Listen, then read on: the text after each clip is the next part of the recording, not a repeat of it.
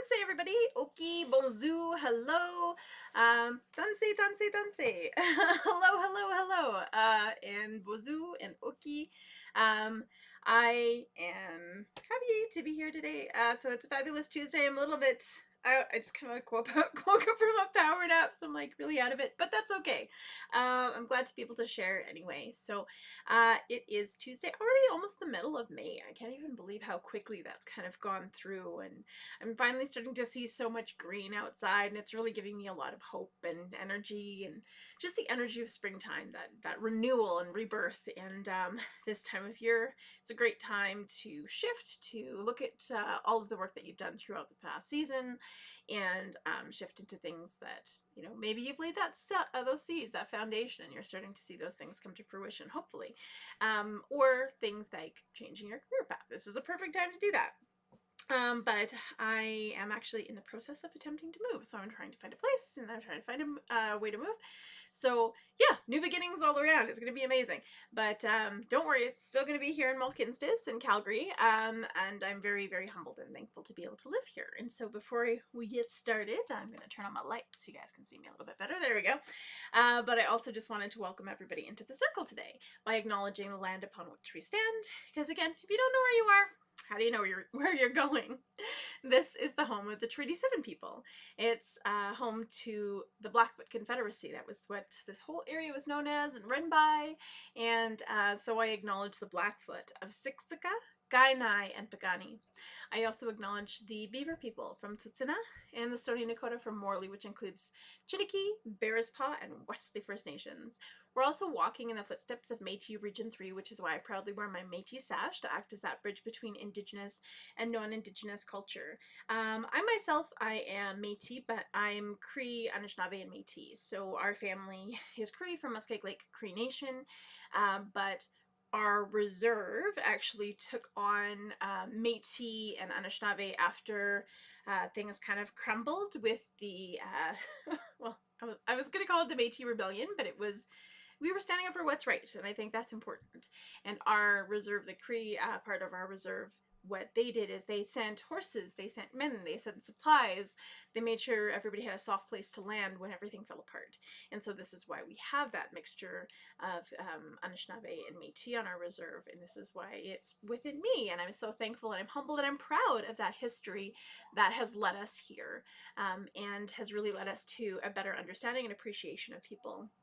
And so it's important to acknowledge the Métis Nation here in Region 3. And so to welcome everyone into the circle today, I would like to share the Cree Welcome Song. But before I do that, I think it's important to know why I do the land acknowledgement every single time. I think people who watch me regularly are like, well, why are you doing the same time, or why are you singing the same song every time?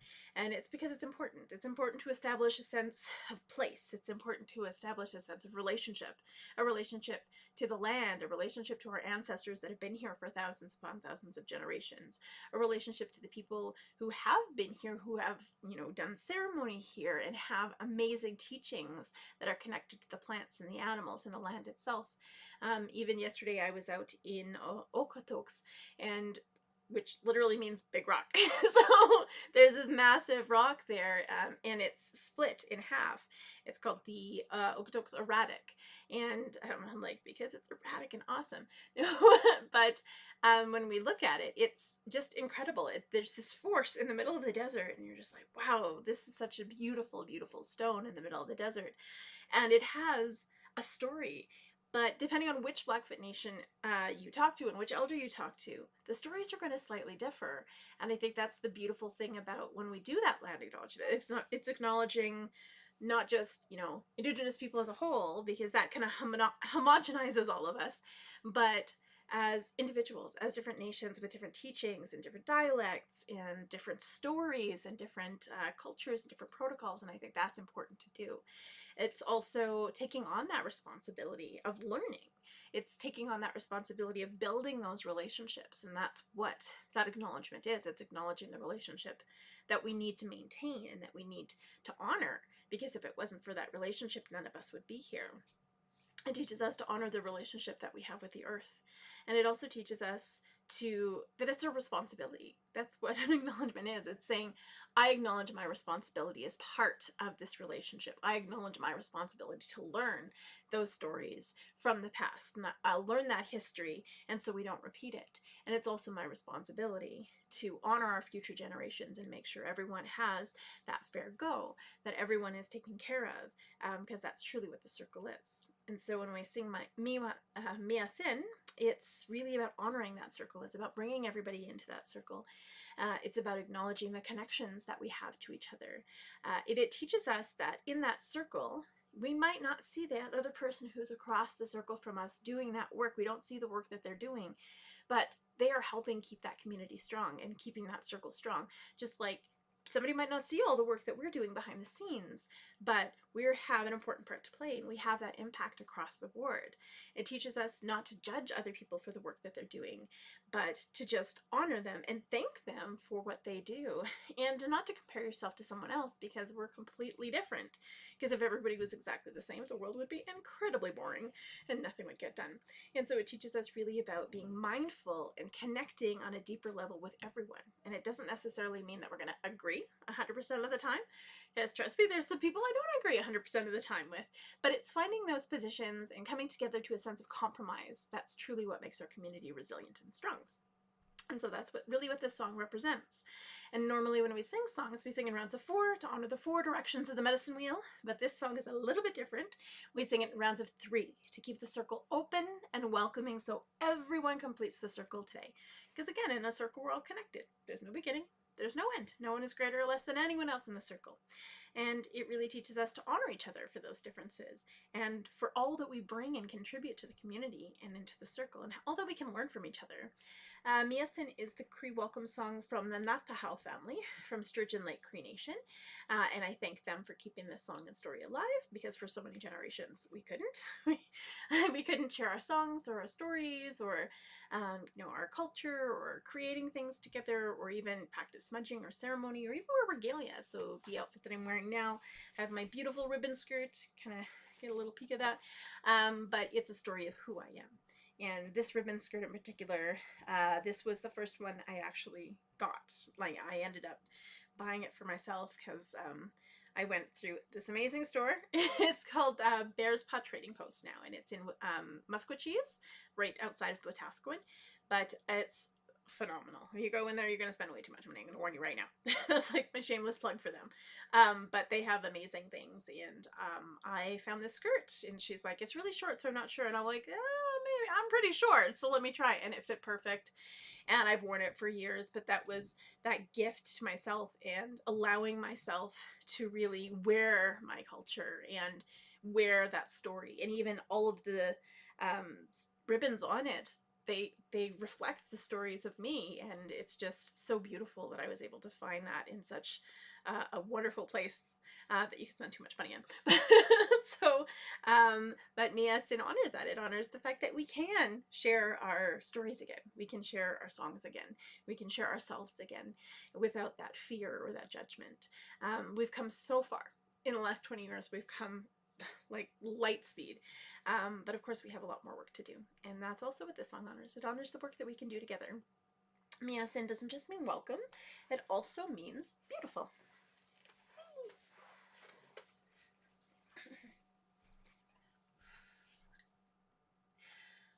Miasin, Miasin,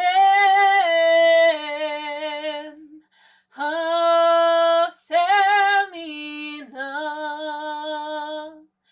Hasemina,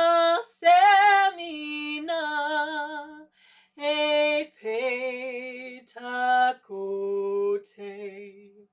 niwagomagan, hota, homa, kitaskino, Miasin, Miasin, Hasemina, Hasemina, e petakote.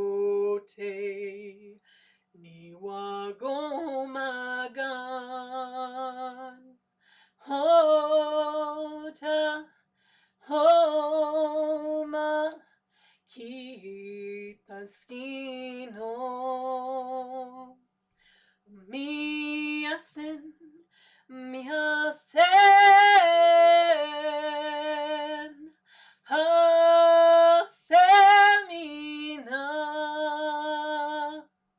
hasemina e petakote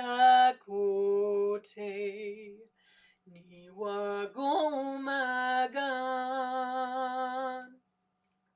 hota homa kitaskino.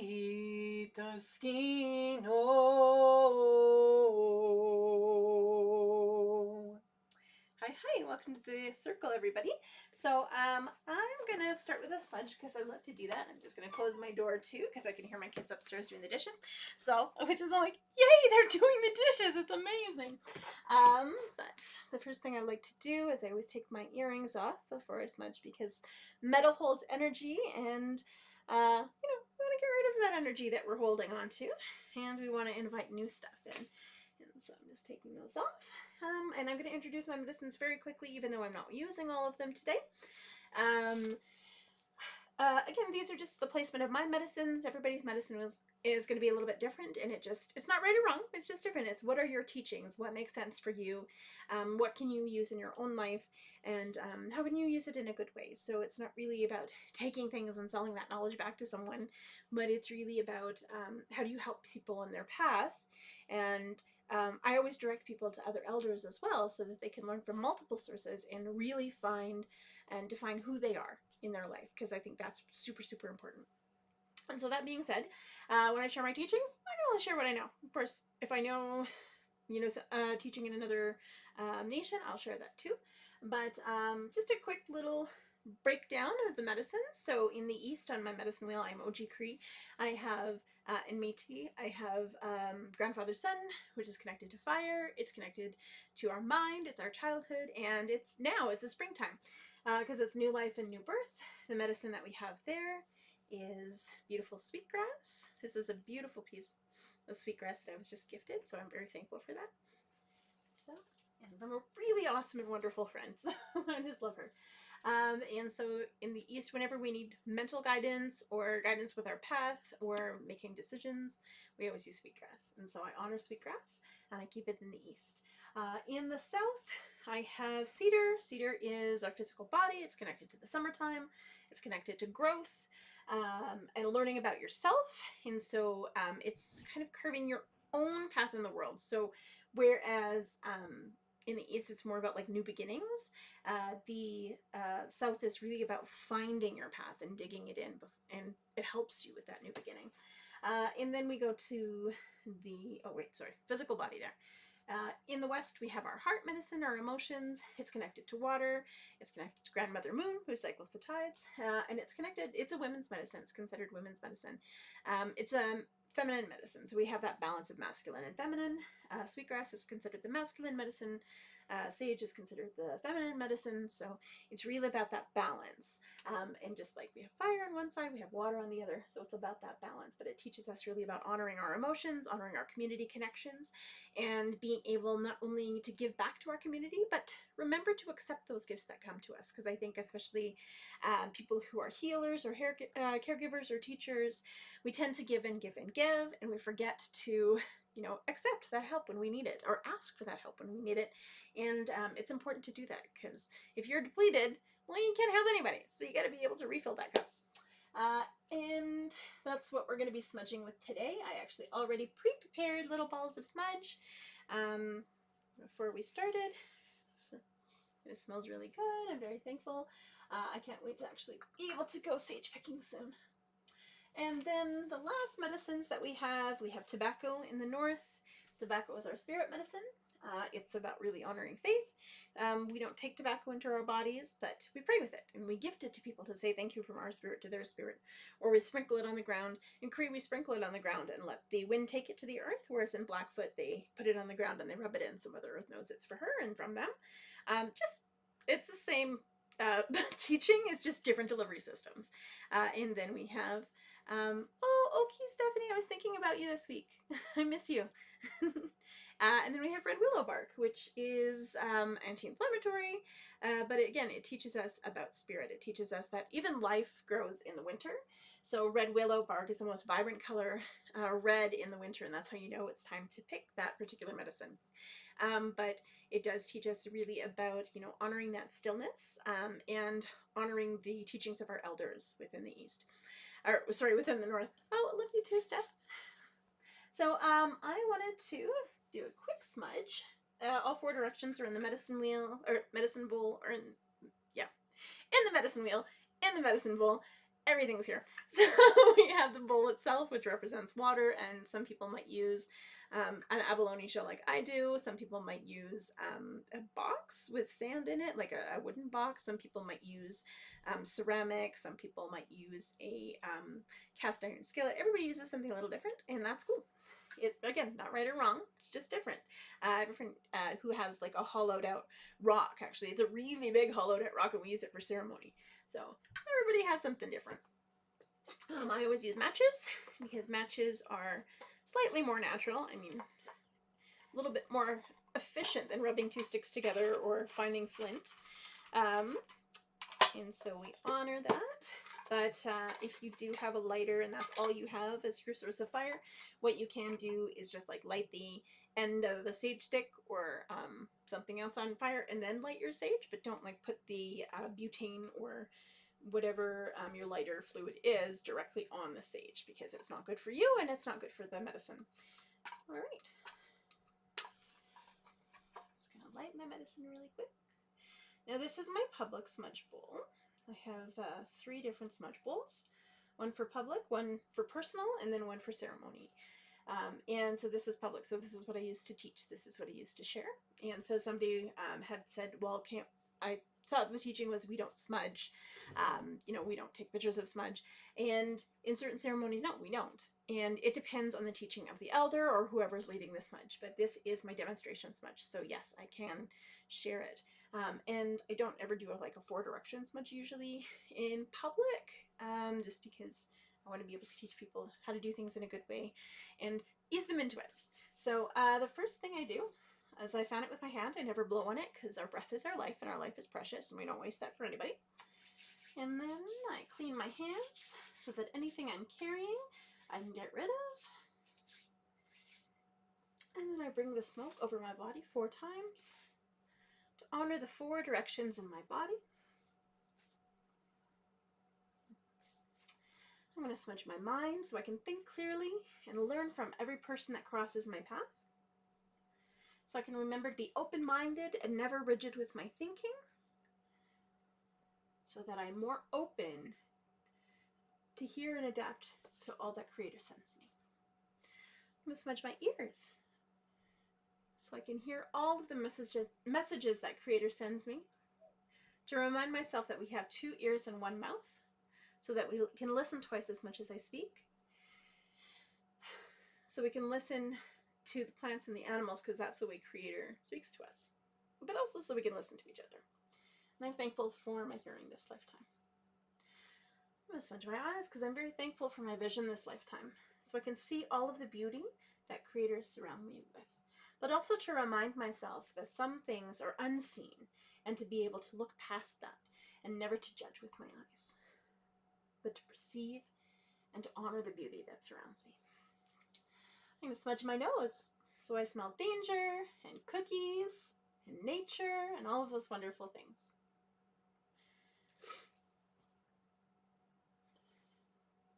Awesome.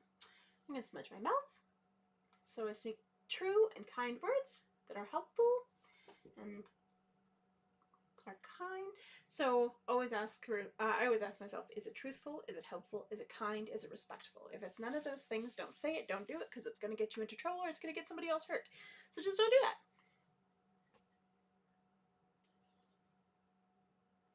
So I'm going to smudge my throat because I'm very thankful for my voice this lifetime, so I can continue to give voice to the voiceless, and also to honor my own voice. Sometimes it's a little cracky, especially on days when I'm tired. I'm going to smudge my lungs so I breathe good, clean air to remind myself of the sacred breath that we all share, breathing the same air as our ancestors. And the plants and the animals and the trees are also a part of us, so they're part of our ancestors. We breathe the same air. So to honor that, I'm going to smudge my heart so I can remember to be kind and compassionate and show unconditional love to all those that cross my path, to my family and my friends, to people in our community, and to people around the world. And also with myself, because I think we're really hard on ourselves. We don't take that time to really tell ourselves that we love ourselves. We're so critical that sometimes we have to remember, like, we're worthy of love, and the first person who needs to give us that is ourselves. So I'm going to smudge my stomach, so all of the food that I eat this day will nourish my body. I'm very thankful for the abundance that we all have, and to wish for abundance for other people who might be hungry. I'm going to smudge my womanhood because I'm very thankful to be a woman and a mother in this time. I'm a two-spirit woman, but I carry this female body forward. Even though I am a balance of masculine and feminine, I honor my ability to give birth to my kids as a life bearer and the life giver. I'm going to smudge my belly button because that is where we're connected before we come into this world. So that's our spirit. To remind myself to really be more intuitive and listen to my spirit a lot more, because when you don't listen to your intuition, you get into trouble. But it's our ancestors speaking through us, or in some cases it's the Thunderbird or our own spirit. So it's honoring those messages as they come. Smudge my shoulders and my back so I can carry all of the responsibilities that Creator has gifted me with grace and humility. I'm going to smudge my arms and my hands so I can do the good work that Creator's put me here to do. And smudge my legs so I can walk this red road in a good way. That's that path of Aboriginal spirituality. Whatever path yours is, it's really about finding your own and carving it out for yourself. And then I'm going to smudge my feet so I stay grounded and connected to Mother Earth, treading lightly upon her and honoring her with every step. And then if there's anywhere else in your body that you need a little extra love, a little extra help, you can just bring that smoke there. So I don't know what I did to my shoulder. That's probably because I was beating and like hunched over. My shoulder's sore and my back is sore. So I'm going to just smudge those a little extra. And also anyone that you know needs healing or needs a little extra love, or you want to send that intention, or you're just thinking about them, hold them in your heart and send that beautiful intention, that love, if you say prayers, whatever you call that intention, their way. I can definitely sing the water song and the strong woman song. Awesome. And then when you're all done, you just say hi hi, or magwitch, or merci, or gratia, or shishi, or dankeschön, or however you say thank you in your language. I do not know how to say thank you in Blackfoot, although one elder said you do it like this. Hey. So it was really awesome.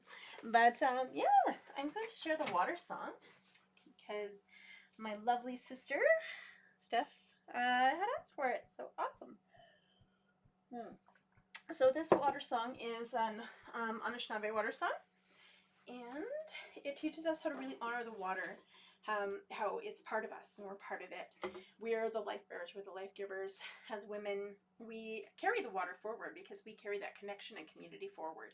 And we're directly connected to the moon, so that's where that water connection comes in, because we cycle with 28 days, just like the moon. And so this song is really about that ebb and flow that we have with our emotions, that ebb and flow that we have with our tears, and about honoring our tears, but also honoring, you know, how sometimes life is like that. It's not the same all the time, or life would be super boring. But it teaches us that sometimes we have to have those really low dips to have those, really appreciate and experience those high heights, and really, you know, join all of those beautiful things. And so, hello. And so this, I'm going to actually break it down because I know some people like to sing it with me. And so the first part is that gentle part. And so the story behind the song. So when I hear it, I hear the rain coming down, and then the thunder and the lightning. But that makes sense because the name that my great grandfather gifted me is she who dances and sings with spirits in a storm. Because I do. I love storms. I have gone through really, really crazy things, but I've always come out with this sense of appreciation and ownership of those things, but also acknowledging the beauty and the strength that's left behind by storms. And because after a storm, sometimes there's a lot of devastation, but that devastation leads to new life.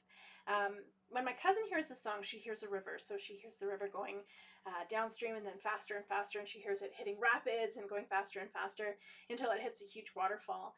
And it's that flow of time that you never know where you're going to go with the flow, but you have to go with the flow. Because if not, if you try and fight the current, you'll get washed away. And my other cousin who's in BC, she hears the ocean. She hears the ocean coming in and out, in and out. And so it teaches her that, everything is temporary. Things get washed away, but you have to rebuild. It's like building a sandcastle on a beach. You can't expect it to be there the next day. You just have to honor the fact that you spent the time building it, but then it was taken back by the sea. You can't, nothing's forever, nothing's permanent, and it teaches us really about honoring that journey. And so, yeah. The first part is that gentle part, so it's the rain coming down, or the ocean rocking back and forth, or the river flowing gently. So it's Wishita, do ya, do ya, do ya. Wishita, do ya, day. Wishita, do ya, do ya, do ya. Wishita, do ya, day. Wishita, do ya, do ya, do ya. Wishita, do ya, day. So we sing that through 4 times. And hi, Michael. In Cherokee, Crow, and Mohawk nations. Oh, fancy. I have cousins who are down in Cherokee Nation. My cousin's half Cherokee, half Cree. His name is Damien, and he's like, I'm Cherokee, so that's what he is. And then the next part of the song is like that thunder and that lightning and that strength and that power that it has. And it teaches us that in our own lives, no matter what happens to us, we have that strength to rise above it. And Creator doesn't throw anything at us that, we're not prepared for and that we're not ready for, or that we need to use in our own journey. Sometimes those the hardest things that we've gone through, like the greatest hardships, will shape and mold who we are and help lead us into more opportunities, but also into greater connections and responsibilities in our community. And so this part, it's about that chaos. And so it's that thunder, that lightning, or that huge waterfall, or those rapids, or the waves crashing. When I teach kids, they're like, tsunami! I'm like, sure, it's a tsunami. But it's really about that. Sometimes that you have that violent end, but afterwards it just calms down. So it's really about that learning. And so the next part is Wishatanaya, heya, heya, Wishatanaya, heya, hey. Wishatanaya, heya, heya, Wishatanaya, heya, hey. Wishatanaya, heya, heya, Wishatanaya, heya, hey. Awesome. So we're going to sing that 4 times. We're going to go back and forth between the gentle and the strong and the gentle and the strong. And just like the storm or the ocean or the river, it's not one speed the entire time. So we're going to start slow and we're going to get faster and faster and faster. When I do this in schools, kids love it because they get to go crazy. And then they're going to calm right down at the end to really honor settling afterwards. So even though we've gone through these crazy times, we have that moment of reflection and appreciation afterwards. So this is the water song.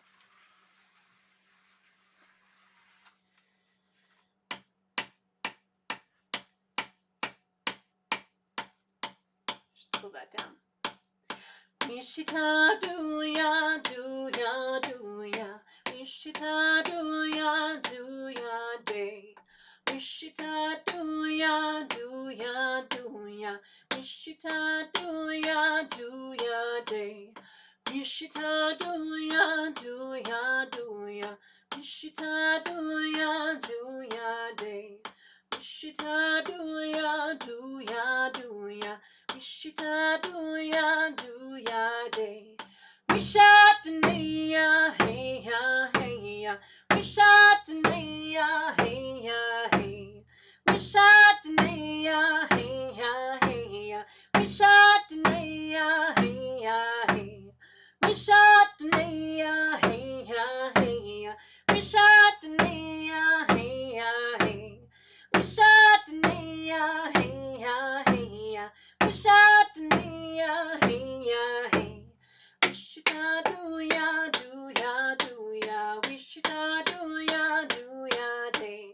Wishita do ya, do ya, do ya. Wishita do ya, do ya, day. Wishita do ya, do ya, do ya. Wishita do ya, do ya, day. Wishita do ya, do ya, do ya. Wishita do ya, do ya, day. Wishatanaya, hey ya, hey ya. Wishatanaya, hey ya, hey. Wishatanaya, hey ya, hey ya. Wishatanaya, hey ya, hey. Wishatanaya, hey ya, hey ya. Wishatanaya, hey ya, hey. Wishatanaya, hey ya, hey ya. Wishatanaya, hey ya, hey. Wishita do ya, do ya, do ya. Wishita do ya, do ya, day. Wishita do ya, do ya, do ya. Wishita do ya, do ya, day. Wishita do ya, do ya, do ya. Wishita do ya, do ya, day. Wishita do ya, do ya. Wishita do ya, do ya, day. Wishatanaya, hey ya, hey ya. Wishatanaya, hey ya, hey. Wishatanaya, hey ya, hey ya. Wishatanaya, hey ya, hey. Wishatanaya, hey ya, hey ya. Wishatanaya, hey ya, hey. Wishatanaya, hey ya, hey ya. Wishatanaya, hey ya, hey. Wishita do ya, do ya, do ya. Wishita do ya, do ya, day. Wishita do ya, do ya, do ya. Wishita do ya, do ya, day. Wishita do ya, do ya, do ya. Wishita do ya, do ya, day. Wishita do ya, do ya, do ya. Wishita do ya, do ya, day. Wishatanaya, hey ya, hey ya. Wishatanaya, hey ya, hey. Wishatanaya, hey ya, hey ya. Wishatanaya, hey ya, hey. Wishatanaya, hey ya, hey ya. Wishatanaya, hey ya, hey. Wishatanaya, hey ya, hey ya. Wishatanaya, hey ya, hey. Wishita do ya, do ya, do ya. Wishita do ya, do ya, day. Wishita do ya, do ya, do ya. Wishita do ya, do ya, day. Wishita do ya, do ya, do ya. Wishita do ya, do ya, day. Wishita do ya, do ya, do ya. Wishita do ya, do ya, day. And that is the water song. That song always makes me thirsty.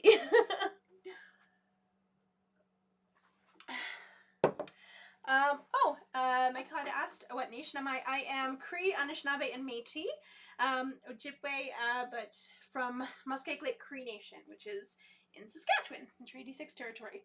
On the border of Treaty 6 and Treaty 4, we're troublemakers, so neither has really been like, who should claim us? But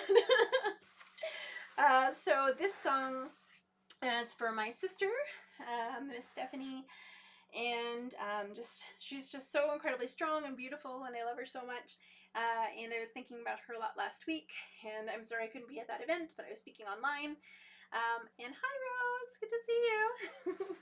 This is the Strong Woman song, also known as the Turtle Song, and in it you can hear, I like to sing it to rise above a little bit, so every verse I go a little bit higher, a little bit higher, a little bit higher, and it teaches us really about all that we've gone through and all that we can accomplish when we come together as community, as strong women. And it also honors the strong men that have to walk beside us, and you know, the strong two-spirit people who have to hold down that energy. But when this was known as the turtle song, it was because when we look at a turtle, it has the 13 bumps to represent the 13 moons in a year, and the 28 days along the edges to represent those 28 days in a moon cycle. It's like women, we have our moon cycle. This is why it's called our moon time, because we cycle in 28 days. And it's that reminder, the turtle is that reminder that our Mother Earth is on the turtle's back. This is why we call Turtle Island. And it's really about nurturing and growth and giving back and bringing community together in a meaningful way with unconditional love and caring, but that strength that it takes to share that unconditional love and caring. So this is the Strong Woman song.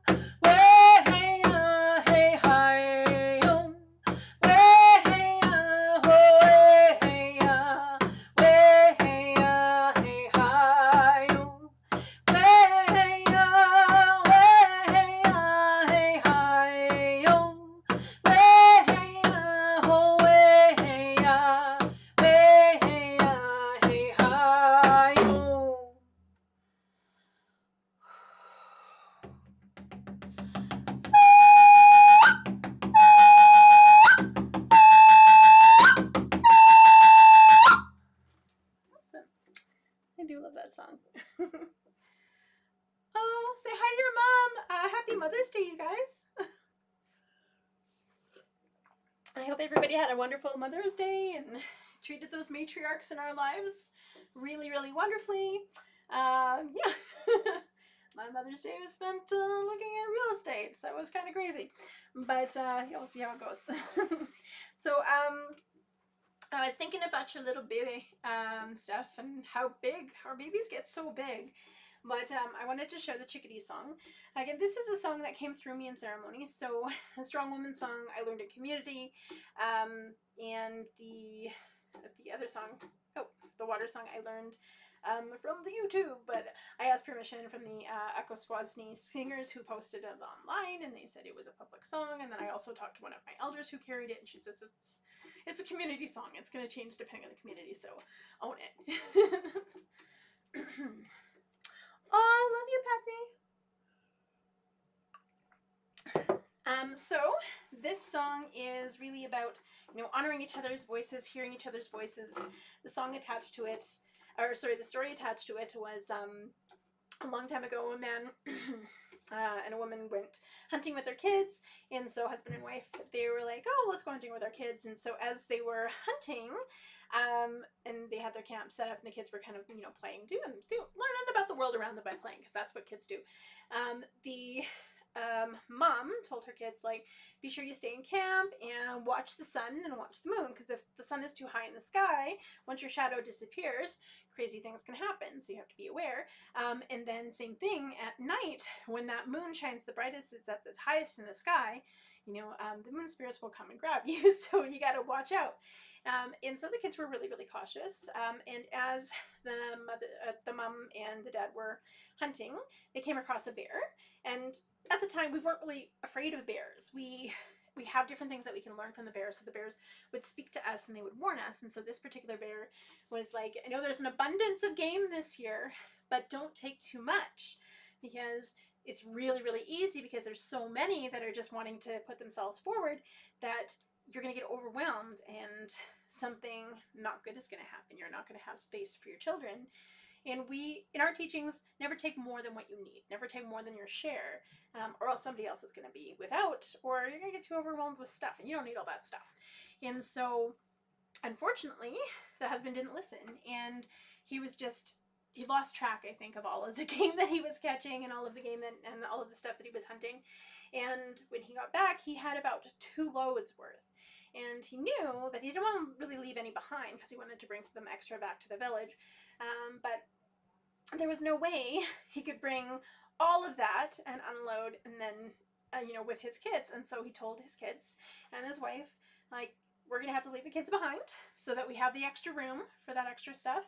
But we'll come back, in 4 days, because it was 2 trips, 2 days there, 2 days back to their main camp. And it'll be fine. It'll be great. And so the man and his wife packed up as much as they could onto to haul back to their camp, and they left their children behind. And again, the mother warned, don't go out when the sun's at its highest, because as soon as your shadow disappears, so can you. And don't go out with the moon at its highest, because that's when, those shadow spirits can come and get you, so you got to be careful. And the kids agreed. They were really mischievous. The girl in particular, because there was 2 boys and a girl, she just loved to play. She loved to play hide and seek. She liked to climb trees. She had some of her favorite hiding spots in that camp area. And so her brothers usually knew exactly where she was and how to find her. And so they weren't too worried. They, of course, were her older brothers, so they tried to keep her in line for the most part. But sometimes they would wander off. And then, of course, they would come back. But the mom and dad, they left, and they left the kids to their own devices. So the kids were outside, and they were playing, and they were having a really good time, but then they noticed, wait a second, the sun's getting way too high in the sky, and they watched as their shadows were almost gone, and so they zipped into the teepee. They ran, and they're like, whew, that was close. But it was kind of invigorating. They were almost outside at high noon. But they went outside afterwards, they had their lunch, and they enjoyed the extra meat that their father had left behind, and had a good time. And then that night, as they went to sleep, the little girl, of course, was really, really curious. And so she left the teepee to just wander around. And she was just so taken aback by how beautiful the ground was at night, how bright the full moon was, and how it reflected almost white. It almost looked like winter on the ground. And so she would wander further and further and further. And then she looked up in the sky, and the moon was at one of its highest points. And she knew that she had to get back to camp, but she'd wandered so far, there was no way she was going to make it back into camp in time. And so as she was running, she heard the heaviness of her footsteps, but then all of a sudden she heard nothing. And she knew she was moving faster and faster and faster, but it was completely silent. And she knew something had changed within her. And then the next morning, she of course didn't make it back. The next morning her brothers woke up and they noticed their little sister was gone. And so they looked high and low and they were looking all over for her. And they kept calling for her. Hey-o! Hey-o! Where are you? Hey-o! And so as they were calling for her, they almost sounded like they were singing a little bit of a song. Hey-o! Where are you? And so they wandered and wandered, but they wandered so far away from their camp, and they forgot to look up and pay attention to what time it was. They checked all of her favorite hiding spots, but they couldn't find her anywhere. And then by the time they got to the furthest hiding spot that she wasn't in, and they started to look down at the ground, they watched as their shadow started to disappear, and they started running back as quick as they can. Their heavy, heavy feet started running faster and faster and faster until they couldn't really hear anything on the ground. They knew they were moving forward, but they couldn't hear themselves on the ground. And then when they looked at each other, they were shocked because they had changed completely into tiny little birds. But they still continued to call out for their sister, and they took turns calling out for their sister, so perhaps one would hear her, then the other one would try. And so they continued this for days and days and days. They would go back to the camp and they would pick at the meat as little birds, but they could never find their sister during the day. And at night, the sister found the camp and saw the meat, and she was starving. She was more hungry at night, and she was just exhausted during the day. And so she ate what she could, and she fell asleep in a nearby tree overlooking the camp. And this went on for days until the parents came back at about dusk. And as they looked around, they were wondering where their children were. And they searched high and low and called them, but they couldn't find them. And then the mother looked up in a tree and saw two funny little birds. And then they dove down at their mother's feet, and they were hopping around, and they were started to peck at the meat, and she thought, are those my boys? And as she looked closer, she saw their dark caps that looked like her boy's hair. And she saw the way that they spoke to each other, and they listened to each other, and she knew that those birds were her boys. And she said, children, I'd warned you not to go out in the high noon, but now it is too late. And so she honored Creator for that lesson. And then they were looking around for her daughter, but they couldn't find their daughter anywhere. So they went to pack up, and as the moon started getting higher and higher in the sky, they felt some breeze pass them, like something was diving over top. And as they looked up, they saw this gorgeous owl diving down silently. She couldn't hear her coming or going. And then she landed in a tree and she called out, woo-hoo, woo-hoo. And they knew that that owl was their daughter. This beautiful owl was with those big eyes like their daughter had, really saw the world for what it was, saw the mystery in the world. And she knew that that was Creator's lesson to all of us. So those children took on that role and that responsibility and those teachings of telling us to listen to our parents. So now whenever we hear the chickadee, it's those boys calling out to their sister, trying to find them, trying to find her. And whenever we hear the owls calling back at night, she's calling out for all of us to find ourselves and find our way home.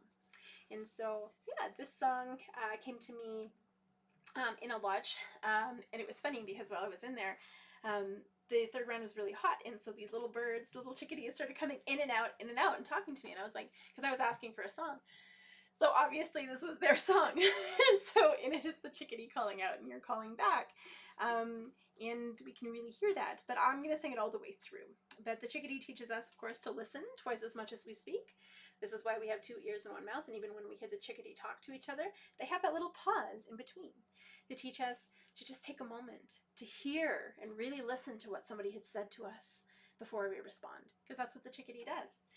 It also teaches us, you know, pay attention.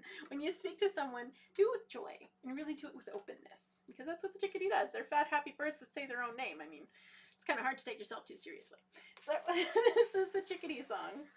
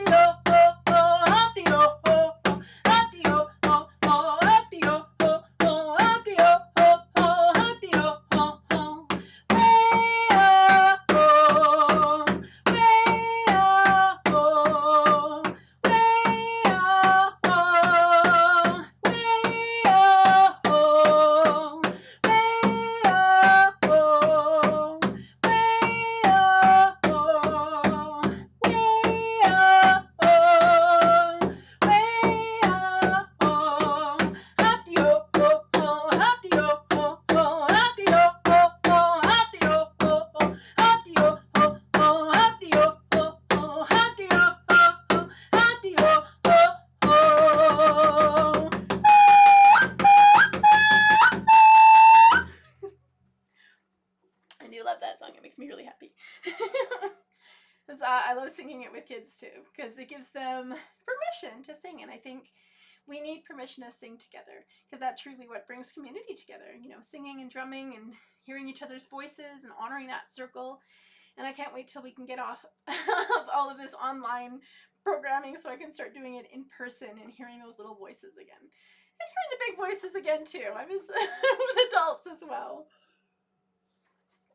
And so this song, this is the Four Directions song, and this is known as the Cherokee Morning Song as well, so it can be found on YouTube. It is Robbie Robertson and Ulali, who are just phenomenally talented women. I just absolutely adore them. I need to get some like backup singers so we can do some mad harmonies, because that would be great. We'll get there. But this song is really, I learned it as the Four Directions song, and so I learned it to call in the four winds. So it calls in the east, it calls in the south, and then the west, and then the north. And so that's what I hear when I hear this song, because that's how I learned it from my elder. And it's really about acknowledging that balance that's all around us and within us. And this is really what the medicine wheel teaches us, about acknowledging everything around us and everything within us, every part of our lives as important. You know, our childhood, our adolescence, our adulthood, and then our elderly years. All of those are important times of our lives. We have different things to learn and different things to offer at those times. You know, and it doesn't have really anything to do with age as much as where you are in your life, because there's children who are considered elders. And so this teaches us that, you know, those winds will blow us where we need to be, and we just need to pay attention to where those winds are calling us. And so this is Wende Aho, the Four Winds or Four Directions song, also known as the Cherokee Morning Song.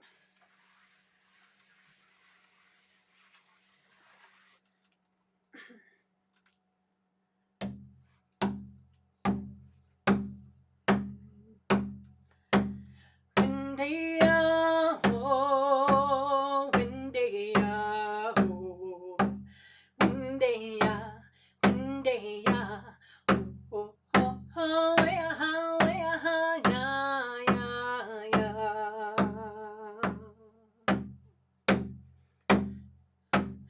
Wende Aho, Wende Aho, Wende Aho, Wende Aho, oh, oh, oh, ya, ya, ya, ya, ya.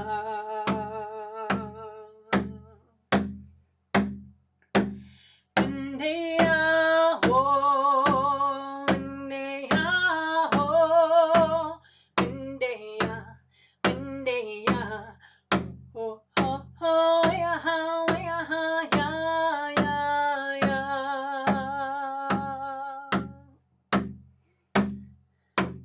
Wende Aho, Wende Aho, Wende Aho, Wende Aho, oh, oh, oh, ya, ya, ya, ya, ya. Ya, ya, ya. Ya, ya, ya. Ya, ya, ya.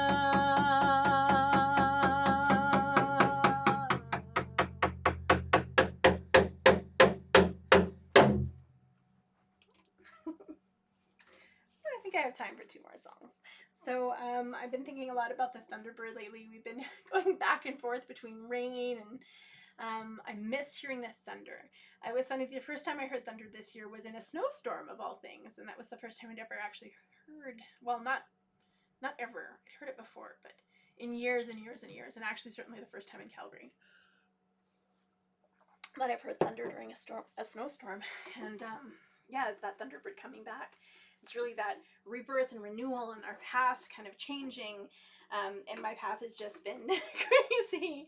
And so anytime I just need that confirmation, or just need to, you know, settle in and realize that everything happens for a reason and not to force things, I have to really honor the Thunderbird, because those are the teachings that have happened to me. You know, everything that happens to us, we have a choice whether we're going to, you know, learn and adapt from it, or identify why this happened to us. Not like, why did this happen to me, but like, why? Why did this happen to me? What are the teachings that I can learn from this thing?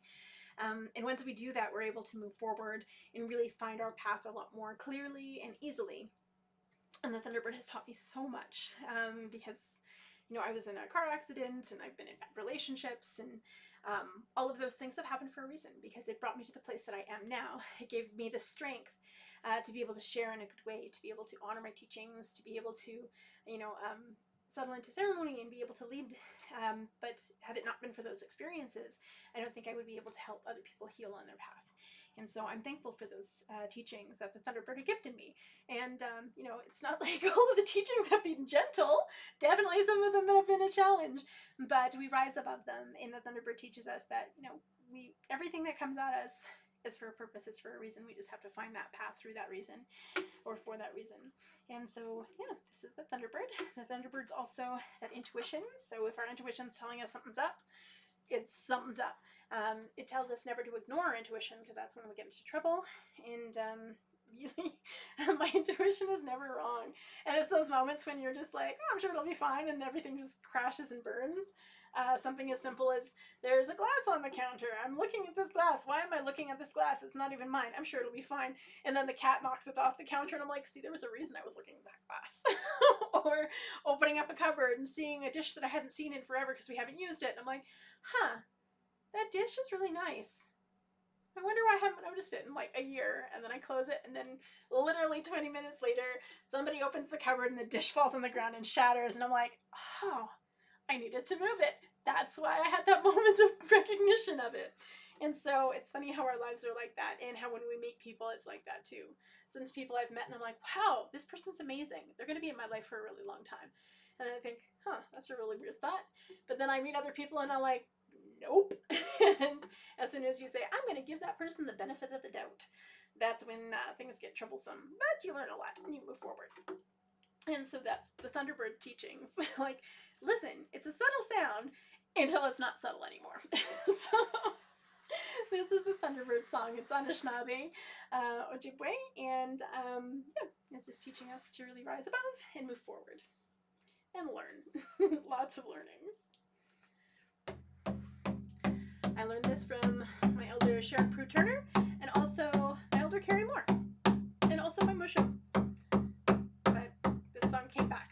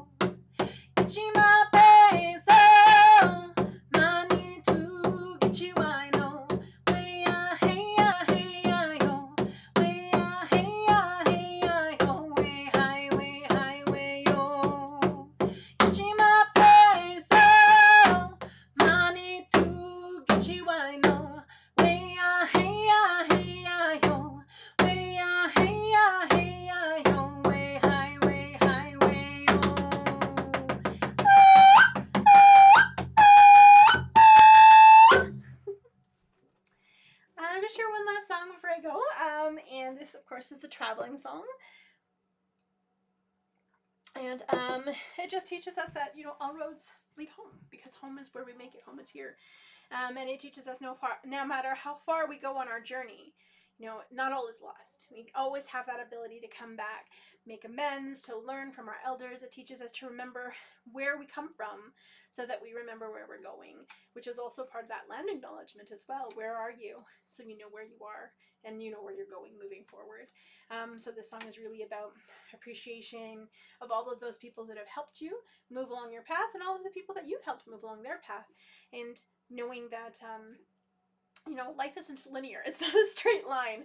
That sometimes it's those little side journeys that teach us more about ourselves than those end goals. And this is truly what this song honors and represents. I think my elder, Sharon Prue Turner, who had passed, this song was one of the ones that she taught me and that I'd carried because of her.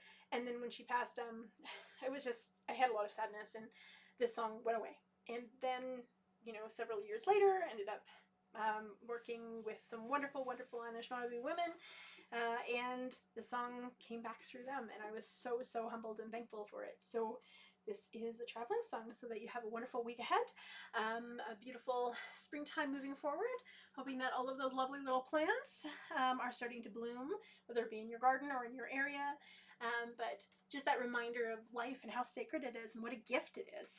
And so, happy trails! This is the traveling song.